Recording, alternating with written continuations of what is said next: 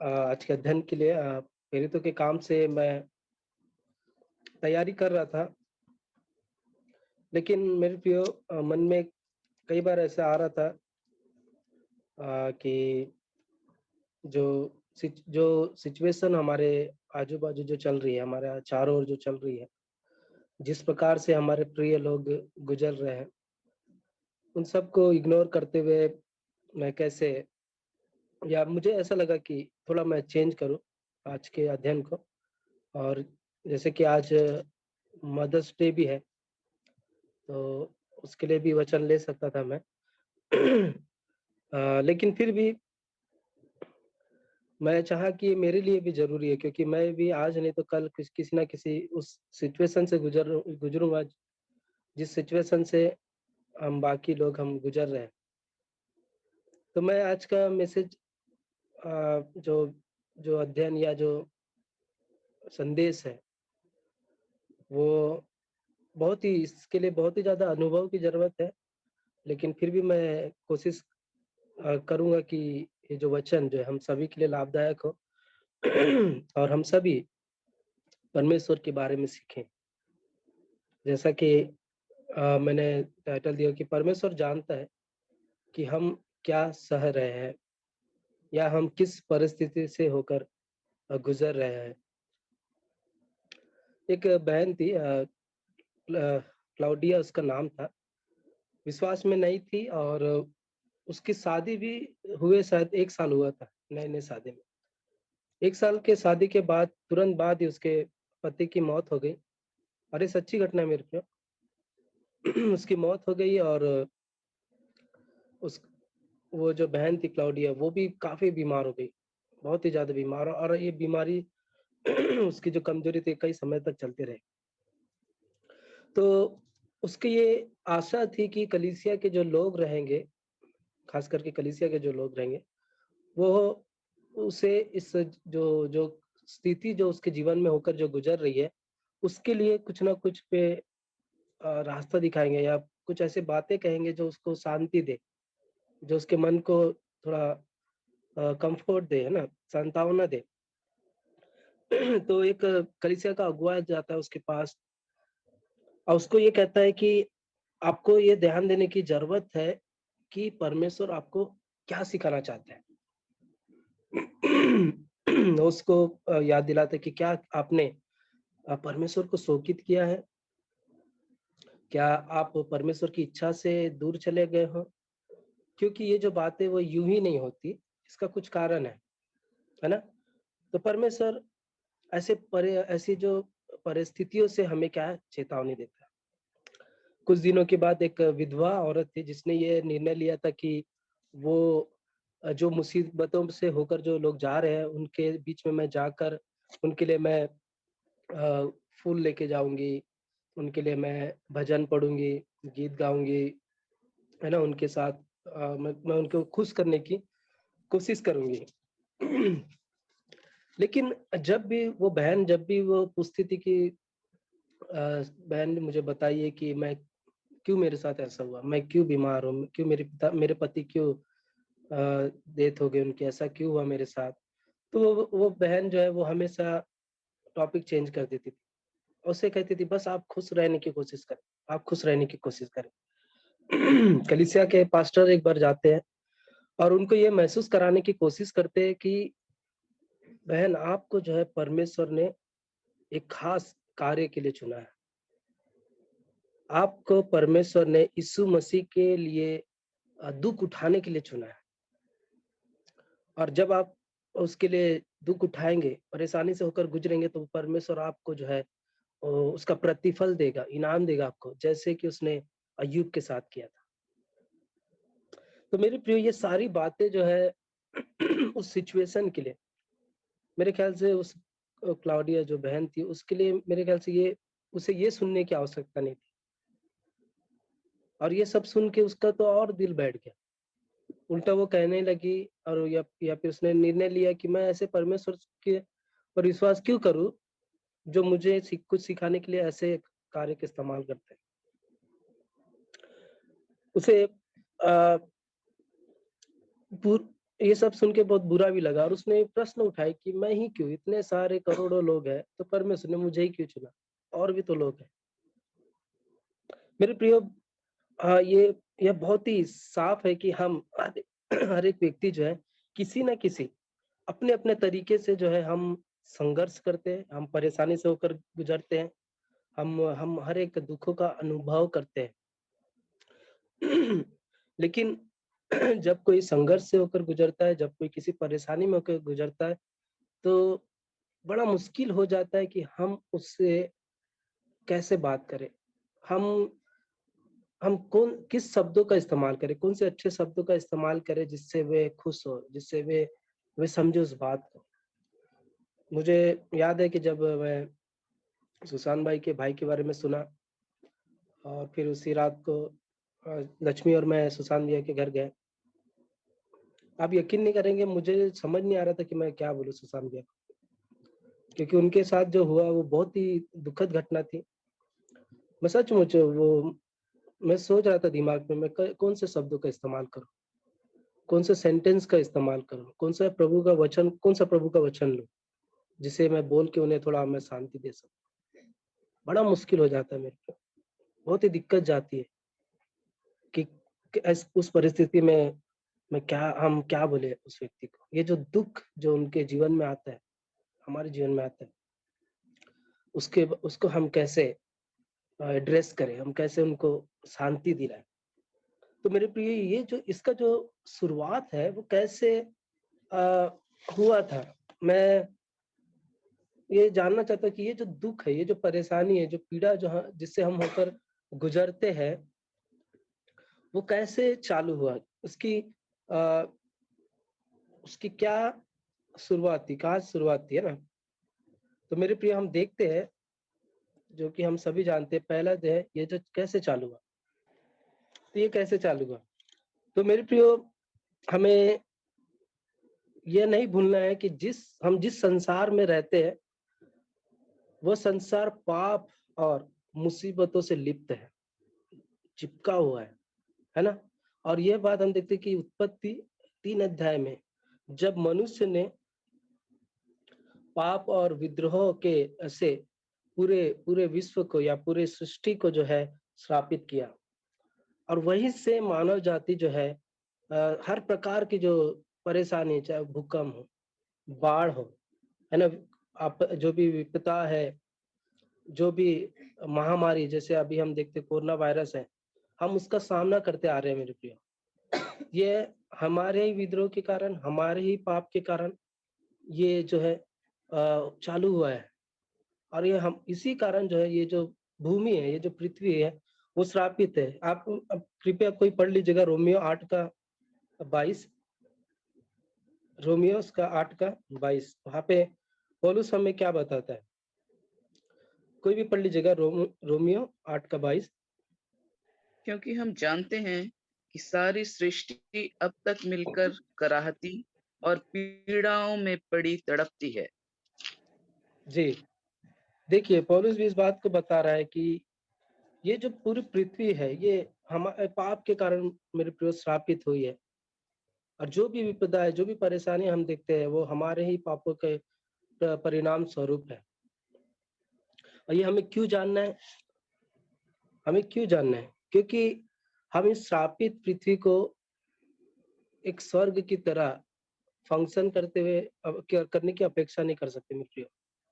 हम ये अपेक्षा नहीं कर सकते कि पृथ्वी से जो भी पाप है, जो भी परेशानियाँ हैं, जो भी दिक्कतें हैं, जो भी दुःख दर्द है, वो वो समाप्त हो जाए या चले जाए। नहीं, क्योंकि इसका जो कारण है वो है पाप है और पाप के कारण ही जो है ये सारी बातें हो रही है।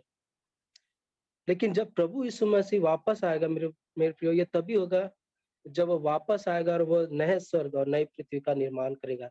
लेकिन तब तक जब तक हम यहाँ पे हैं, जब तक प्रभु नहीं आ जाता मेरे पे हमें उस परेशानियों को, उस संघर्ष को, उस दुःख को, इस इन महामारियों को सहना पड़ेगा, उसको झेलना पड़ेगा। ये एक कड़वी सच्चाई है मेरे प्रियो और इस कड़वी सच्चाई को हमें स्वीकार करना पड़ेगा। अब हमने बात किया है कि ये जो शुरुआत है, हम देखते हैं कि कैसे आदम की वाटिका में कैसे पाप मनुष्य के विद्रोह के द्वारा, उसके उसके गलती के द्वारा हम कैसे पापी हुए, हम कैसे इस पृथ्वी को पापी किए और हम कैसे इस संघर्ष से होकर गुजर रहे हैं। मेरा दूसरा जो बिंदु ये है कि दुःख क्यों ज़रूरी या दुःख क्यों दुखता है ना? एक मैं बहुत ही मतलब आत्मिक रूप से नहीं कहना चाह रहा हूँ, मैं बस ये कहना चाह रहा हूँ कि ये दुःख क्यों ज़रूरी है? जब भी कुछ होता है मैं अक्सर सोचता हूँ कि अगर मुझे चोट लग रही है, अगर मुझे इंजेक्शन लगा रहा है, डॉक्टर के पास लेके जा रहे हैं, तो ये क्यों दुःख बिना दर्द के होना चाहिए? बस सुई लगाए तो पता नहीं चलना चाहिए कि सुई लगाया करके। अगर कुछ जब लक्ष्मी ने सुशांत को वो लगा रहे थे क्या आईवी। के हाँ, कैन्युला वो जो अ ग्लूकोज़ बॉटल जब चढ़ाते उसको लगा रहे थे तो उनको बहुत ही दुःख हो रहा था जब हम उसको डाल रहे थे और उसको भाभी को भी देखने में दिक्कत हो रहा था, मुझे भी ठीक नहीं लग रहा था। तो वही सोच रहा था कि ये क्यों दुखता है? जब भी हम ये सब होता है, एक्सीडेंट होता है तो दर्द होता है ना? ये क्यों दुखता है और क्यों ज़रूरी है? जैसे कि मैंने कहा कि दुःख क्यों ज़रूरी है? मेरे प्रियो इसको मैं इस बात को मैं एक शारीरिक वेदनाओं का उदाहरण लेके और मानसिक जो बाइबल से कुछ उदाहरण लेके मैं बताना चाहूँगा कि दुःख क्यों ज़रूरी है और ये क्यों दुखना चाहिए? ये क्यों हमें दर्द देता है? एक डॉक्टर थे, डॉक्टर ब्रांड, जो बहुत पहले इंडिया में आए थे और वे लेप्रेसी अब है ना कोढ़ के जो मरीज़ थे, कोढ़ी जो लोग थे, उनके बीच में आके वे अपनी सेवकाई दे रहे थे। और आप यकीन नहीं करेंगे मैं जहाँ पे रहता हूँ, अभी भी कम से कम 10-11 लोग मैं जहाँ रहता हूँ वहाँ पे अभी भी जो है लेप्रेसी के मरीज़ हैं, कोढ़ के मरीज़ हैं। तो वे जब वहाँ पे थे कई सालों तक वे उनके बीच में थे, तो डॉक्टर ने परमेश्वर का धन्यवाद देते हुए इस प्रकार से कहा, "धन्यवाद परमेश्वर दर्द के लिए।" उसने अ, उसके लिए जो दर्द था वो परमेश्वर की ओर से एक वरदान था। क्योंकि जब वो वहाँ पे था, तो उसे मालूम था कि जो लोग कोढ़ से और जो डायबिटीज़ से जो ग्रसित है, वे अपने उँगलियों, अंगूठों, नाक, कान को खोने के खतरे में हैं। जैसे कि अभी आप ये पिक्चर में देख सकते हैं उनके अंगूठे नहीं हैं, हाथ नहीं है, उँगलियाँ नहीं है, आँख नहीं है, कान नहीं है। क्योंकि मेरे प्रिय इनका जो दर्द पैदा करने का जो सिस्टम है या जो जो अलार्म करता है, अगर मुझे चोट लग रही है तो मुझे मेरे दिमाग को पता चल जाता है कि मुझे यहाँ दर्द हुआ है, मुझे चोट लगी। तो वो जो सिस्टम था मेरे प्रिय जो होता है, वो बंद था उनके लिए। वे उनका बंद था। वे अनजाने में अपने आप को वो नुकसान पहुँचा रहे थे, अनजाने में। उदाहरण के लिए अगर अगर मैं अगर मुझे कोढ़ की बीमारी है, अगर मैं ये ड्राइवर लेके अगर मैं किसी को कस रहा हूँ, तो मैं जितना ताकत लगाना मैं लगाऊँगा और अगर मुझे नुकसान पहुँचा रहा है, तो भी मुझे फ़र्क नहीं पड़ेगा क्योंकि मुझे दर्द नहीं हो रहा है। मुझ में दर्द का सेंसेशन है ही नहीं। तो मैं उसको करते जाऊँगा। अब मेरा हाथ में चोट भी लग रही है तो मुझे पता नहीं चलेगा। अगर मैं गार्डन में काम कर रहा हूँ, मैं किसी चीज़ से खुदाई कर रहा हूँ, अगर मेरा हाथ कट भी गया, खून भी बह रहा है, तो भी मुझे पता नहीं चलेगा कि अ, क्योंकि मुझे जो है वो दर्द का अनुभव नहीं हो रहा है। और इसी कारण जो है मेरे प्रियो आप देखना अगर मैं अपने आँखों से देखा हूँ जो जो कोढ़ी लोग जो होते हैं, उनके हाथ में घाव होते हैं और पूरा मक्खियाँ बैठे रहती है, उनको कुछ भी फ़र्क नहीं पड़ता और धीरे-धीरे वहाँ पे छेद होते जाता है उनके उँगलियों में, उनके कानों में छेद होते जाता है। यहाँ तक कि मक्खियाँ अगर अंदर घुस भी गई तो उनको कोई फ़र्क नहीं पड़ता। वो इसलिए क्योंकि उनमें वो दर्द का जो सेंसेशन होना चाहिए, जो जो दर्द का जो महसूस होना चाहिए, वो है ही नहीं उनके में, वो सिस्टम बंद है। अब कई लोग कहेंगे कि ये जो कोढ़ की जो बीमारी है वो कैंसर जैसी बीमारी से या आर्थराइटिस जो बीमारी है या और भी जो दर्द भरी भयानक जो बीमारी उससे तो बेहतर ही है। लेकिन नहीं मेरे प्रियो, अगर मुझे कोई दर्द नहीं हो रहा है तो मैं उसका केयर नहीं करूँगा, मुझे ज़रूरत नहीं पड़ेगी कि मैं उसको डॉक्टर को दिखाऊँ, क्योंकि मुझे उससे उतना फ़र्क नहीं पड़ रहा है। लेकिन धीरे ही धीरे वो जो जो घाव है, वो जो परेशानी है वो बहुत ही ज़्यादा भयानक रूप में बदल जाएँगी।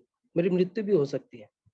लेकिन लेकिन अगर मुझे चोट लग रही है, अगर मेरा शरीर मैं ठीक हूँ, अगर मैं दर्द महसूस कर रहा हूँ, तो मेरा शरीर कहेगा कि तुझे चोट लगी है, तुझे उसे ठीक होने के लिए समय देना है। मैं उसे डॉक्टर को दिखाऊँगा, उसका इलाज कराऊँगा और मैं ठीक हो जाऊँगा, क्योंकि मुझे दर्द महसूस हुआ है।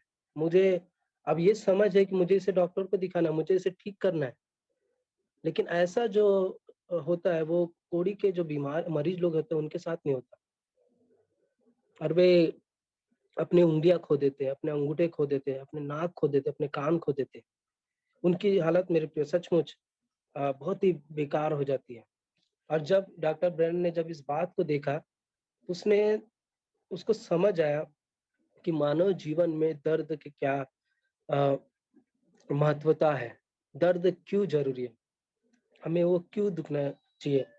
मुझे मालूम है मेरे प्रियो कि कोई भी इस दर्द के व वरदान को लेना नहीं चाहेगा। लेकिन हमारे जीवन को ठीक बनाने के लिए, उसको बराबर से चलाने के लिए मेरे प्रियो दर्द की ज़रूरत है। हमें दर्द को संचार के रूप में हमें देखना है। ओके, तो हमें जो है इस दर्द को एक संचार के रूप में, एक कम्युनिकेशन नेटवर्क के रूप में देखना है। हम ये एक ऐसे गार्ड के रूप में, ऐसा एक रक्षक के रूप में है, जो हमें नुकसान से बचाता है। दर्द कई तरीकों से हमारे दिन प्रतिदिन के जो जो जीवन है, उसमें हमें बचाने का कार्य करता है, अगर आप उस तरीके से इसे देखें तो। तो यही बात जो है मेरे प्रियो, मानसिक रूप से भी लागू होती है। अगर अगर मेरे साथ कुछ बुरा होता है, मेरे घर में कोई बीमार है या मेरे घर में किसी की मृत्यु हो गई है या किसी दोस्त से मेरा झगड़ा हो गया है या और कुछ बात, मेरे प्रियो मुझे वो दर्द ऐसा ही महसूस होता है जैसा कि शारीरिक दर्द, है ना? मैं ऐसा नहीं कह सकता कि मुझे जो चोट लगी है वो ज़्यादा भयानक है। हम सभी समझते थे जो जो मानसिक जो दर्द होता है, जो तनाव होता है, वो एक शारीरिक दर्द के बराबर ही होता है। मैं उसको वैसे ही देखता हूँ। तो आप समझ सकते हैं, है ना? कि हमारे जीवन में जो है दर्द की कितनी ज़रूरत है। लेकिन लोग ऐसे कई सारे ऐसे भी लोग होते हैं, जो बिल्कुल भी, जैसे कि मेरे लिए मैं अभी तक हॉस्पिटल में एडमिट नहीं हुआ।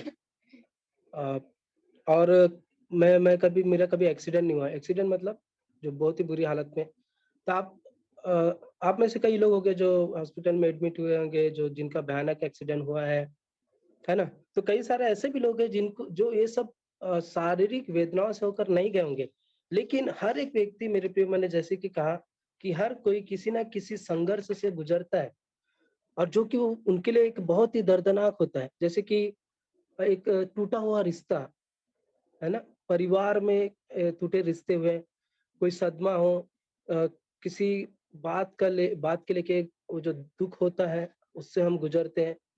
पति जो है पत्नी से प्यार नहीं करता, पत्नी जो है पति का आदर नहीं करती है, जो बच्चे होते हैं वो माता-पिता का आदर नहीं करते, उनका रिस्पेक्ट नहीं करते। ऐसी कई सारी बातें मेरे प्रिय जो हमें दुःख दिलाती है, जो हमें परेशानी दिलाती है। तो मेरे प्रिय कई लोग ये सोचते हैं, और यहाँ उसमें मैं भी शामिल हूँ, कि जो परमेश्वर सर्वज्ञानी है, जो सर्वव्यापी है, जो प्रेमी है, उसे अपने सृष्टि के लिए, अपने लोगों के लिए एक दर्द मुक्त संसार बनाना था। है ना? ऐसा लगता है ना, काश भूकंप नहीं होता, काश बाढ़ ना आती, काश और ना ये सब ना होता। हम हमेशा ये कल्पना करते, हम सोचते हैं कि ये सब नहीं होना था। लेकिन मेरे प्रियो, मैंने जैसे कहा, ये इसलिए भी है क्योंकि जो भूमि जो है श्रापित है। दूसरा बात जो है, परमेश्वर जो करता है उसका एक उद्देश्य है। कई सारे मेरे प्रिय, मैं जो पढ़ रहा था किताब में, ये जो बातें जो हो रही है, भूकंप, ये सब, उसके पीछे भी कुछ कारण है। मैं उसको पूरी तरह से मैं एक्चुअली देख नहीं पाया और उस बात को मैं डाल नहीं पाया। लेकिन एक बात मैं जैसे डाल रहा था कि कई लोग ये बोलते हैं कि जो वायरस है ना? जैसे कोरोना वायरस से हम गुज़र रहे हैं, तो कई सारे जो वायरस है, उसको परमेश्वर खत्म क्यों नहीं कर देता? ताकि हम जो है स्वस्थ रहें, है ना? लेकिन आपको अगर पता होगा, दुनिया में जो है 24,000 से ज़्यादा जो है अलग-अलग प्रकार के वायरस हैं, विषाणु हैं और उसमें से कुछ ही वायरस जो है, वो हमें बीमार करते हैं। अगर उस सारे वायरस को खत्म कर देना मतलब ये है कि हमारे जीवन को जो है मुश्किल में डालना। उदाहरण के लिए अगर कुछ वायरस जो हमारे खाने को हम जो खाना खाते हैं, अगर हम वो वायरस ही नहीं है तो हम खाना पचा नहीं पाएँगे। वो हमें उसके डाइजेशन के लिए मुश्किल हो जाएगा, है ना? अगर सिर्फ़ कुछ बुरे वायरस को खत्म करना है के लिए अगर सब वायरस को खत्म कर रहे हैं तो हमारे जो जीवन है वो कई सारी बातों में मुश्किल में पड़ जाएगा। और दूसरा जो है अगर मेरा अगर एक्सीडेंट होता है, अगर मैं अपने पैर तोड़ देता हूँ या मेरी हड्डी टूट जाती है, तो मैं यही इच्छा करूँगा या प्रार्थना करूँगा कि काश परमेश्वर मुझे मजबूत हड्डी देता या इससे भी ज़्यादा मजबूत हमारी हड्डी को बनाता। लेकिन मेरे प्रियो अ, कई सारे जो साइंटिस्ट हैं, वैज्ञानिक लोग हैं, उनका ये मानना है कि ऐसा कोई भी चीज़ नहीं है जो हमारे शरीर में जो हड्डी है उसका जगह ले सके। इससे ज़्यादा मजबूत और कोई चीज़ नहीं है, जो हमारे शरीर में डाली जा सकती थी, जो जगह ले सके। अगर मैं ऐसी इच्छा भी करता हूँ कि मेरी हड्डियाँ मजबूत हो तो ज़रा सोचिए मेरे पैर कितने बड़े होते या कितने भारी हो जाते, है ना? मेरी उँगलियाँ इतनी भारी हो जाती कि मैं मोबाइल नहीं चला पाता या सुशांत भैया जैसे गिटार बजा रहे हैं, वो गिटार नहीं बजा पाते, है ना? और भी कई सारी कल्पनाएँ हम करते हैं मेरे प्रियो। लेकिन हमारा जो परमेश्वर है, जो हमारा रचयिता है, उसने जानबूझकर इन बातों को ऐसे बनाया है या उन बातों को ऐसे होने दिया, क्योंकि वो ज़रूरी है। कुछ-कुछ जो हम सोचते हैं कि वो दुःख पहुँचाएगा हमें, इससे हमें परेशानी होगी, मेरे प्रियो वो ख़ास करके हमारे भलाई के लिए ही है। तो आप समझ रहे हैं कि और मैंने जैसे कि कहा कि जो भी परमेश्वर करता है, उसके पीछे उसका उद्देश्य है, भले हम उसे अभी नहीं समझ रहे हैं।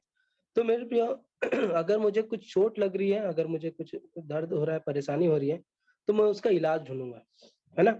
उसी प्रकार से दर्द हमारे जीवन के लिए बहुत ही ज़्यादा महत्वपूर्ण है और यह प्रमाण है कि कुछ तो गलत है ना? और हमें परमेश्वर की ओर ध्यान देने के लिए मजबूर करता है और हमें यही प्रार्थना करने के लिए भी मजबूर करता है कि प्रभु जल्दी आ। हम चाहते हैं कि प्रभु आके सारी बातों को ठीक करें। हमारी यही प्रार्थना रहेगी और हम हमेशा प्रार्थना भी करते हैं कि प्रभु तू जल्दी आ, हम तेरे तेरे आने का हम इंतजार कर रहे हैं। अगर ऐसा नहीं होता तो हम आनंद से, है ना? अगर दुःख नहीं होता, परेशानी नहीं होती, हम आनंद से हम जुड़ते हैं। तो मेरे प्रिय बाइबल का भी मैं कुछ उदाहरण देना चाहूँगा, कुछ व्यक्तियों के उदाहरण जीवन से। हम देख सकते हैं जो भाई आप आगे डाल सकते हैं स्लाइड। यूसुफ के जीवन से मैं बताना चाहता हूँ मेरे प्रियो। देखिए हमारे पास समय कम है इसलिए मैं एकदम ज़्यादा डिटेल में नहीं जाऊँगा। बस एक आप पढ़ लीजिएगा जेनेसिस उत्पत्ति 50 का 20 को, पहला पद पढ़ लीजिएगा। यद्यपि तुम लोगों ने मेरे लिए बुराई का विचार किया था, परंतु परमेश्वर ने उसी बात में भलाई का विचार किया, जिससे वह ऐसा करे जैसा आज के दिन प्रकट है कि बहुत से लोगों के प्राण बचे हैं। जी, थैंक यू। तो आप यूसुफ की कहानी को जानते हैं ना? वो याकूब का पुत्र था, वो 12 पुत्रों में से एक था यूसुफ, छोटा भाई।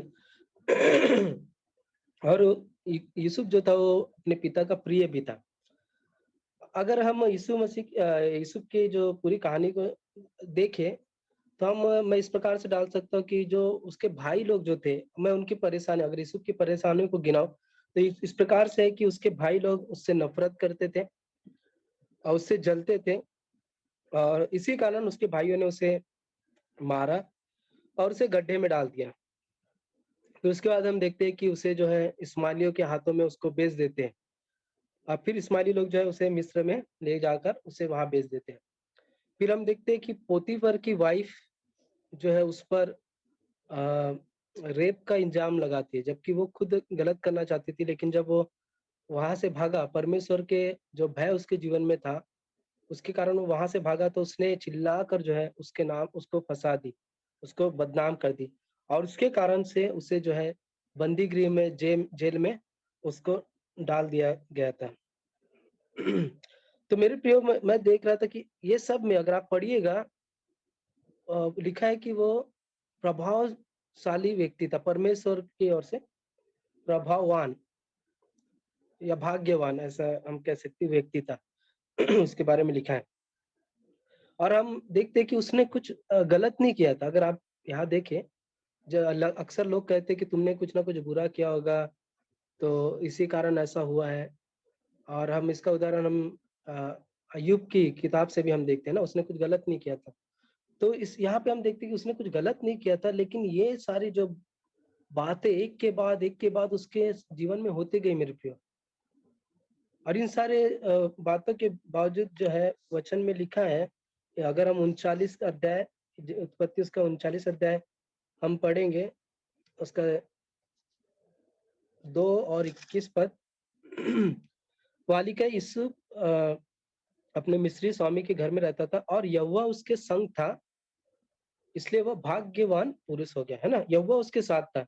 21 में लिखा है, पर यहोवा यूसुफ के संग संग रहा और उस पर करुणा की। इन सारे मेरे प्रिय देखिए, यहाँ पे बिल्कुल नहीं लिखा है कि यूसुफ ने कुछ शब्द कहा है परमेश्वर के प्रति, लेकिन हम यहाँ इस बात को देखते कि जब वे उस परेशानी से होकर गुजर रहा था, जब वो दुख से होकर गुजर रहा था, तो यहाँ लिखा है कि यहोवा उसके संग संग था और उस पर अपनी करुणा बनाए रखा था। और उसके ही कारण हम देखते हैं कि यूसुफ जो है मिस्र का प्रधानमंत्री बना। और आप पूरा एक समरी करके बताओ, तो हम देखते हैं कि पूरे देश में अकाल पड़ गया था, कहीं पे भी अनाज नहीं था, और उसके भाई लोग भी दर बदर भटक रहे थे भोजन के लिए, अनाज के लिए। और हम देखते हैं कि यूसुफ ही था जो परमेश्वर की बुद्धि के द्वारा, अगुवाई के द्वारा उसने अपने पूरे भंडार में अनाज को भर के रखा था। और जब यूसुफ और उसके भाई वहां पे मिस्र में आया भोजन खरीदने के लिए, हर एक देश से, अलग अलग देश से वे मिस्र में आ रहे थे भोजन खरीदने के लिए, तब उसके भाई ने उनको वहां पहचाना, और वे उसके भाई ने भी उनको, यूसुफ को पहचाना, तो उसे दंडवत करने लगे। लेकिन तब जब यूसुफ ने अपने उसके साथ जो बातें हुई उसको देखा, तो क्या कहता है 20 में, यद्यपि तुमने मेरे लिए बुराई का विचार किया, परंतु परमेश्वर ने उसी बात में भलाई का विचार किया, जिससे वह ऐसा करे जैसा आज के दिन प्रकट है, कि बहुत से लोगों के प्राण बचे। अब उसको समझ आया कि इतने दुख से होकर जो वो गुजरा, इतने परेशानियों से वो होकर वो गुजरा, वो इसलिए हुआ ताकि बहुत से लोगों के प्राण बचाए जा सके, बच सके। भजनकार भजन संहिता 119 के 71 में कहता है, मुझे जो दुख हुआ वह मेरे लिए भलाई हुआ, जिससे मैं तेरी विधियों को सीख सकूं।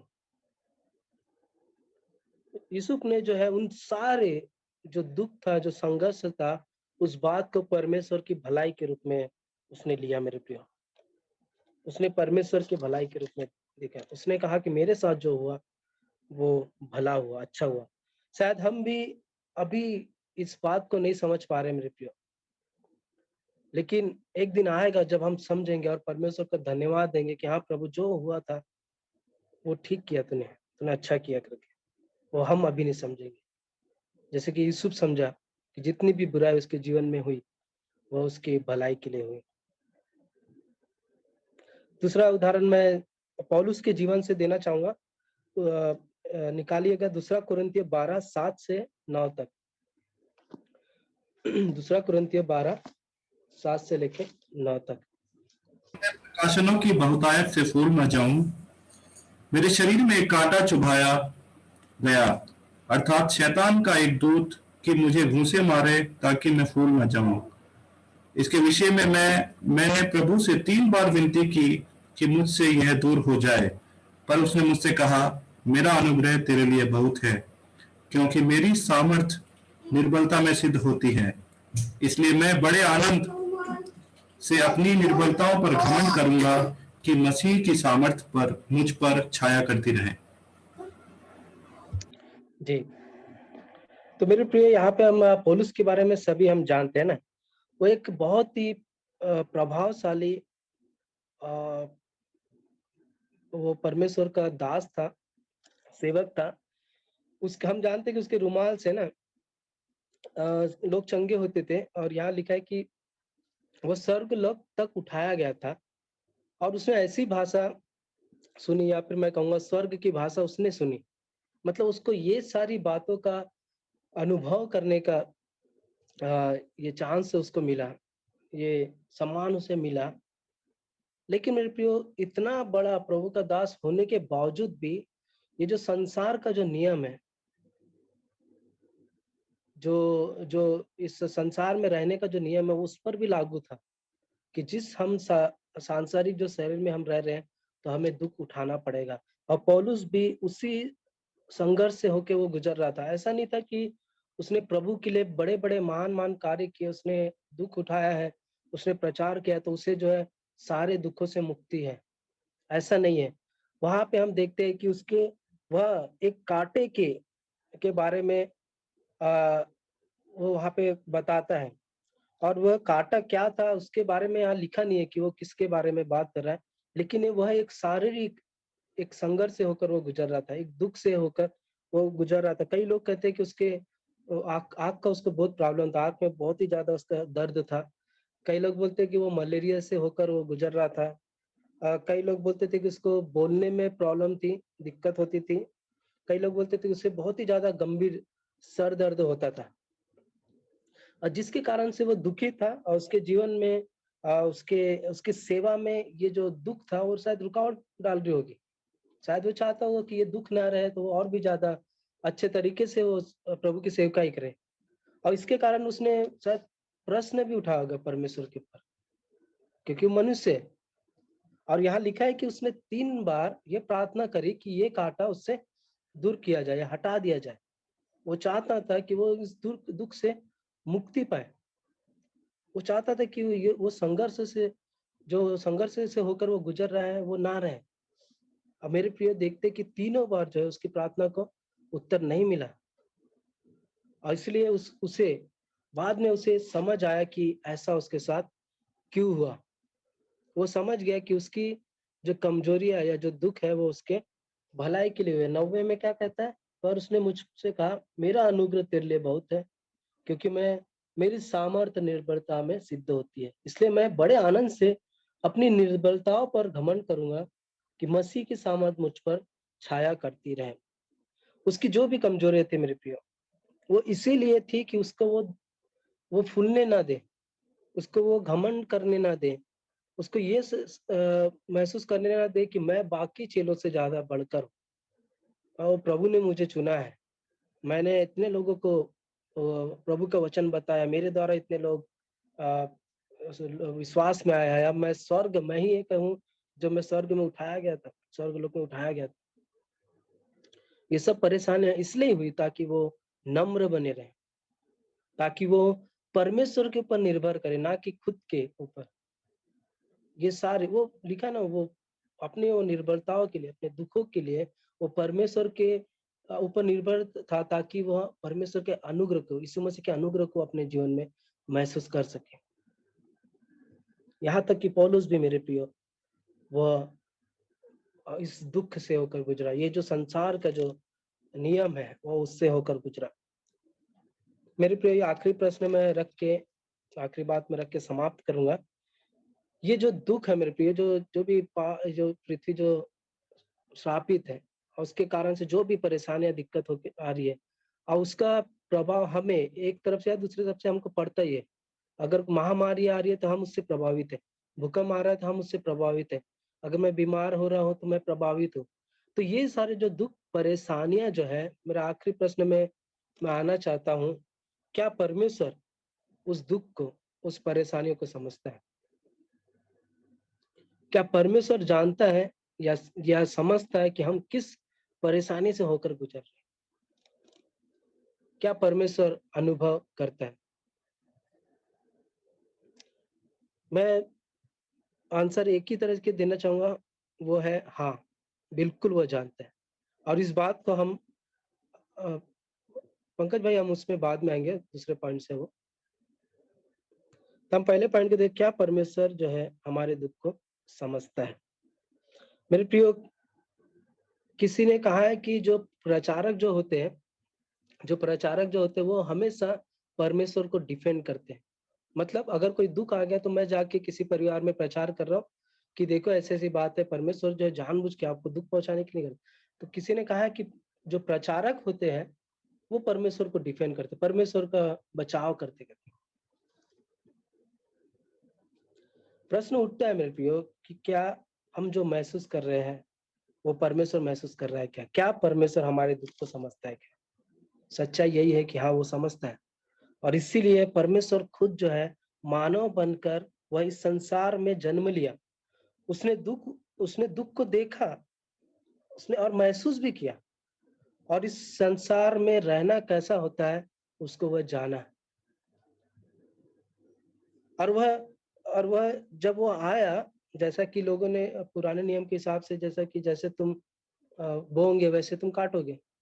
हम देखते हैं कि यीशु मसीह जब आया, तो उसने अगर किसी को दुःख में देखा, तो उसकी मदद करना चाहा, उसको ठीक करना चाहा। मैंने या आपने कभी भी आपने बाइबल में पढ़े नहीं होंगे, जहाँ पे हम देखते हैं कि यीशु मसीह ने एक अंधे व्यक्ति को देखा और उससे कहा कि देख भाई, मैं तेरी मदद करना चाहता हूँ लेकिन नहीं करूँगा, क्योंकि परमेश्वर जो है तुझे कुछ सिखाना चाहता है। तो उसे समझने की कोशिश कर कि परमेश्वर तुम्हारे जीवन से क्या चाहता है। मैंने ये नहीं देखा। मैंने बस ये देखा कि जब यीशु मसीह ने अंधे को देखा, तो उसे आँखें दी। जब उसने बहरे को देखा, तो उसको सुनने की क्षमता दी। जब उसने लंगड़े को देखा, तो उसने उसे उसको चलाया। गूंगे को देखा, तो उसे बोलने की शक्ति दी। हमें यीशु मसीह पर ध्यान केंद्रित करना है मेरे प्रियो। मैं चाहता हूँ कि आप यीशु मसीह पर ध्यान केंद्रित करें, क्योंकि इतिहास में और कोई ऐसे व्यक्ति या परमेश्वर नहीं है, जिसे यह चांस था कि अपने जन्म लेने की योजना खुद बना सके। यीशु मसीह के पास ये चांस था या ये योजना थी कि वो कैसे इस संसार में जन्म ले। वो चाहता तो एक बेहतरीन तरीके से वो जन्म लेता, लेकिन हम देखते हैं कि उसने फिर भी एक एक गौशाले में उसने जन्म लेना पसंद किया। एक सबसे गरीब घर में उसने जन्म लेना पसंद किया। वो नम्र बना, उसने हम जैसे वो जो नासवान जो शरीर है, उसको लेना पसंद किया और इस संसार में उसने जिया। बाइबल कहती है कि ऐसे कोई भी परीक्षा या टेम्पटेशन नहीं थी जिससे यीशु मसीह होकर नहीं गुजरा, है ना? वो अकेला था, वो भूखा था, वो शैतान के द्वारा वो परीक्षा में वो पड़ा। बाइबल बताती कि दुखों से उसकी जान पहचान थी। उसके भाइयों ने उसे ठुकराया, उसके चेलों ने उसको छोड़ दिया। लोग जो अन्य जाति थे, जो रोमी थे, उसके द्वारा उसे क्रूस पे चढ़ाया गया। लोगों ने उसको ताना दिया, उसके मुँह पे थूका, उसे कोड़ों से मारा गया। हर एक बात है मेरे प्रियो, हम देखते हैं कि किसी मनुष्य ने पूरे इतिहास में इतना दर्द या दुःख नहीं सहा होगा, जितना यीशु मसीह ने सहा। यशायाह की किताब 53वां अध्याय में इस प्रकार से कहता है, 2 और 3 में कहना चाहूँगा, भविष्यवक्ता यशायाह कहता है, क्योंकि वह उसके सामने अंकुर के समान है और ऐसी जड़ मैं 3 से पढ़ूँगा डायरेक्ट। वह तुच्छ जाना जाता और मनुष्य का त्यागा हुआ था। वह दुखी पुरुष था, रोगों से उसकी जान पहचान थी और लोग उससे मुँह फेर लेते थे। वह तुच्छ जाना गया और हमने उसका मूल्य ना जाना। ये क्या है कि उसकी ना तो कुछ सुंदरता थी कि हम उसको देखते और ना उसका रूप ही ना ही उसका रूप ही हमें ऐसा दिखाई पड़ा कि हम उसको चाहते। मेरे प्रियो, जो भी सुंदरता, जो जो भी जो अट्रैक्ट करे हमें उसकी ओर, वो सब प्रभु ने त्याग कर जो है, उसने एक ऐसा जीवन चुना जहाँ पे हम देखते हैं कि लोगों ने उससे नफरत की। वो तुच्छ जाना गया। हम उसको देखना पसंद नहीं कर रहे थे। कोई भगवान या कोई गुरु ऐसा नहीं किया जो हमारे प्रभु यीशु मसीह ने किया। उसने खुद दुखों को और मौत को उसने चुना। उसने उसने जानबूझकर ऐसा किया मेरे प्रियो। अगर मुझे ये मौका देता चुनने में कि मैं एक आराम का जीवन जीऊँ या दुखों का जीवन जीऊँ, मैं आराम का ही जीवन चुनता। लेकिन हम देखते मेरे प्रियो, प्रभु यीशु मसीह ने, परमेश्वर ने मनुष्य का रूप लेके यह चुना कि वो हमारे जैसे महसूस करें। वो 100% मनुष्य था मेरे प्रियो। ऐसा नहीं कि 50% मनुष्य था, 100% गॉड था, ऐसा नहीं। 100% वो मनुष्य था, 100% वो परमेश्वर था। इसलिए जो दर्द मैं महसूस करता हूँ या जो दर्द आज सुशांत भैया महसूस कर रहे हैं या और कोई महसूस कर रहा है, मेरे प्रियो, प्रभु यीशु मसीह ने भी वो सब दर्द महसूस किया। जो भी बीमारी, जो भी दुख दर्द हम आज महसूस करते हैं मेरे प्रियो, परमेश्वर महसूस करता है। यहाँ पे मैंने एक लेखक का यहाँ लिखा है, डाला हूँ, वो लिखा है कि वह जो भी खेल, मतलब परमेश्वर जो भी खेल अपनी रचना के साथ खेल रहा है, उसे उसने अपने स्वयं के नियम बनाए रखे हैं और निष्पक्ष खेला है। वह उस आदमी से जो कुछ भी नहीं ले सकता, जिसे उसने खुद से दूर नहीं किया है। वह खुद पूरे मानव अनुभव से गुजरा है।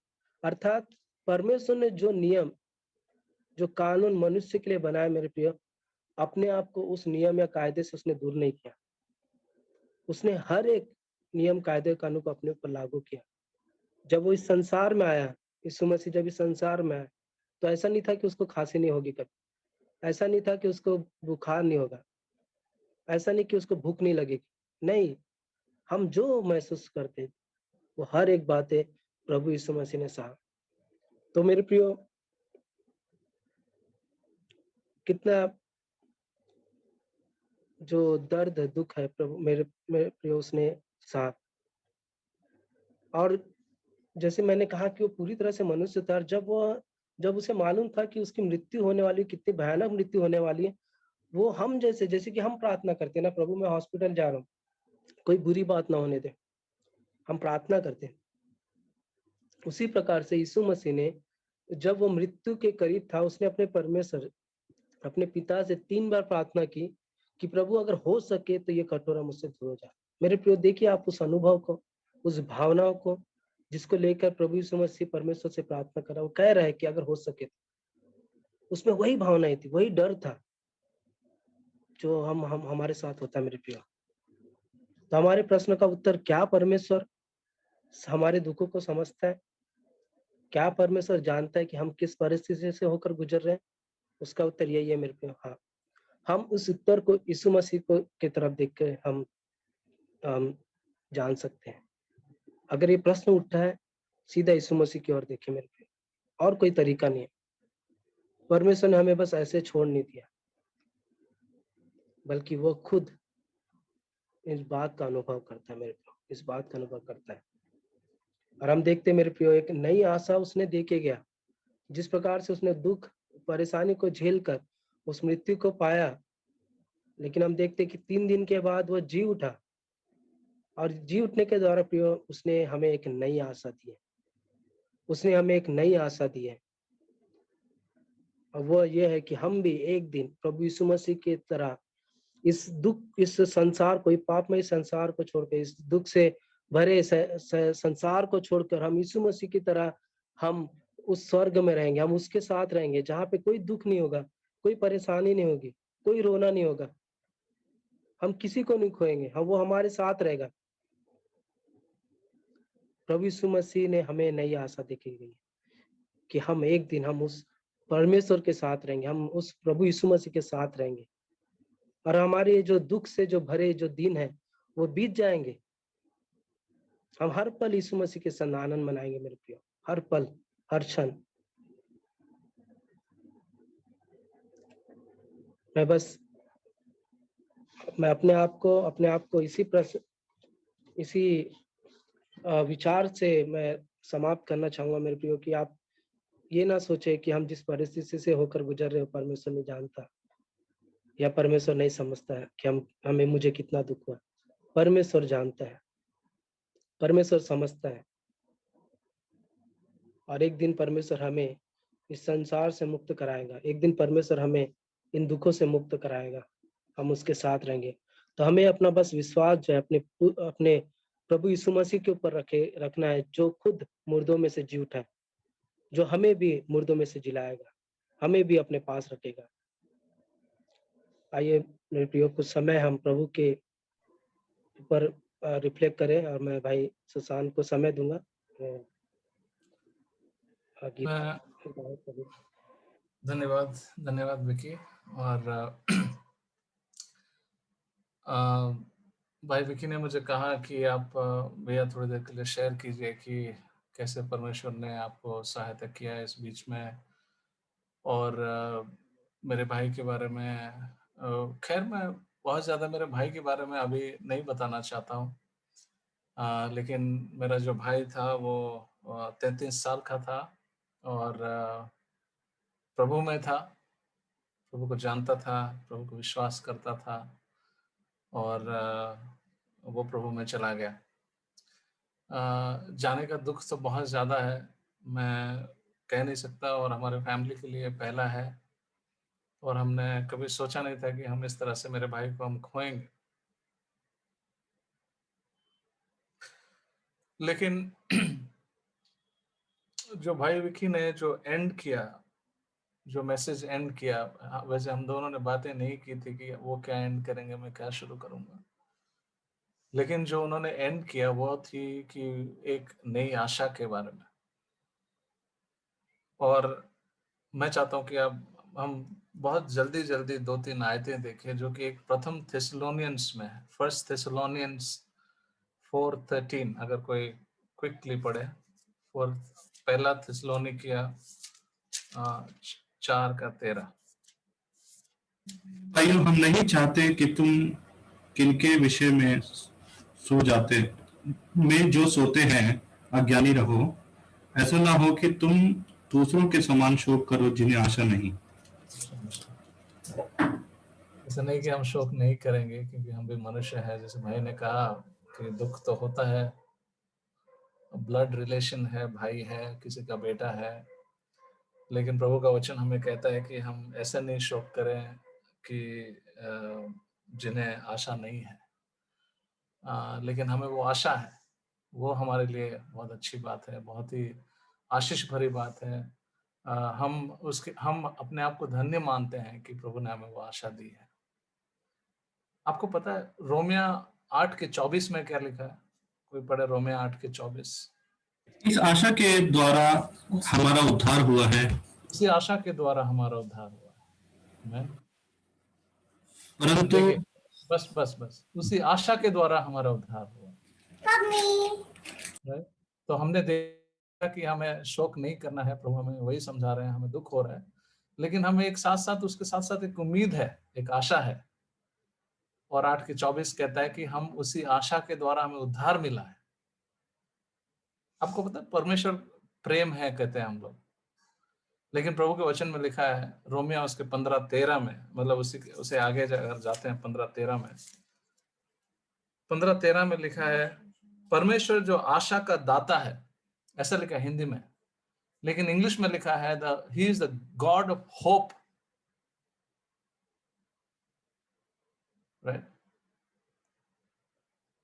उसके बाद लिखा है वो तुम्हें विश्वास करने से अब सब प्रकार के आनंद और शांति से परिपूर्ण करे, कि पवित्र आत्मा की सामर्थ से तुम्हारी आशा बढ़ती जाए।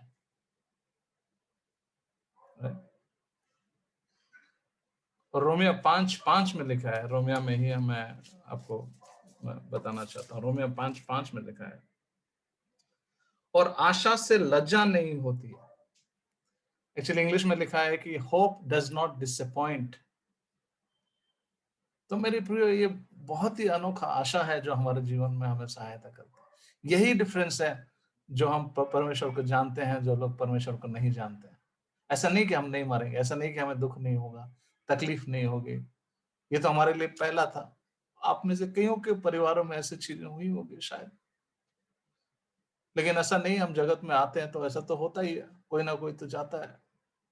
प्रभु का वचन कहता है कि हमारा दिन जो है उन्होंने गिन रखा है, लेकिन ये अद्भुत पवित्र आत्मा की शक्ति है जो हमें संभाल के रखा है आज, और हम जानते हैं कि वो दोबारा मिलेंगे, क्योंकि वो परमेश्वर का जानता था मेरा भाई। इसलिए मैं आप में से अगर कोई अभी भी उस आशा में नहीं है, मैं आपको एनकरेज करता हूँ कि उस आशा में आइए, और अगर उस आशा में हैं आप, तो उस आशा में बढ़ने के लिए आप पवित्र आत्मा से प्रार्थना करिए, कि वही आशा से हमारा उद्धार हुआ करके प्रभु का वचन कहता है। और आखिर में रेवलेशन 21:4 में देखते हैं क्या लिखा है। रेवलेशन 21:4 कोई पढ़े? रेवलेशन 21:4। आंखों से सब आंसू पोंछ डालेगा, और इसके बाद मृत्यु न रहेगी, और न शोक, न विलाप, न पीड़ा रहेगी, पहली बातें जाती रही। आमेन, आमेन, आमेन। और वही मृत्यु से हमें बचाने के लिए मेरे प्रभु यीशु हमारे इस जगत में आए। ये तो शारीरिक मृत्यु है, लेकिन प्रभु का वचन कहता है कि आत्मिक मृत्यु होता है। इसलिए हमें दोबारा जन्म लेना है। जिसका 2 बार जन्म हुआ है वो एक ही बार मरेगा, प्रभु हम जानते हैं। लेकिन जो एक ही बार जना है वो 2 बार मरेगा, एक तो शरीर से मरेगा और एक आत्मिक मृत्यु होगा। इसलिए हमारे बीच में कोई भी अगर ऐसा है जो उस आशा में नहीं है, मैं आपसे इनकरेज करना चाहता हूँ आज। ऐसा नहीं कि हमें दुख नहीं हो। आइए गाना गाते हैं, और मैं चाहता हूँ इस बीच आप लोग ऑफरिंग भी करें, अगर आप करते हैं। हम यीशु के संग एक दिन स्वर्ग जाएंगे, पिता को देखेंगे, धन्य हो जाएंगे। हम यीशु के एक दिन स्वर्ग को जाएंगे। हालेलुया, हालेलुया, हालेलुया,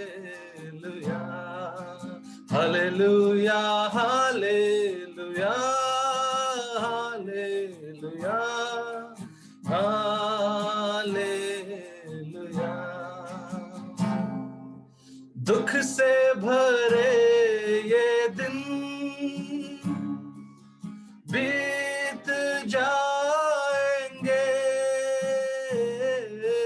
दुख से भरे ये दिन बीत जाएंगे। हर पल हम यीशु के संग आनंद मनाएंगे। हर पल हम यीशु के संग हम आनंद मनाएंगे। हम यीशु के संग एक दिन स्वर्ग जाएंगे। रहना नहीं यहाँ हमेशा के लिए, रहना नहीं यहाँ हमेशा के लिए। परदेशी है हम यहाँ थोड़े दिनों के लिए। परदेसी है हम यहाँ थोड़े दिनों के लिए। हम यीशु के संग एक दिन स्वर्ग जाएंगे।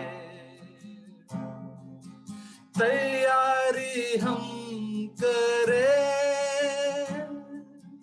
वहां जाने के लिए तैयारी हम करें, वहां जाने के लिए यीशु जल्द आता है हमको लेने के लिए, यीशु जल्द आएगा हमको लेने के लिए।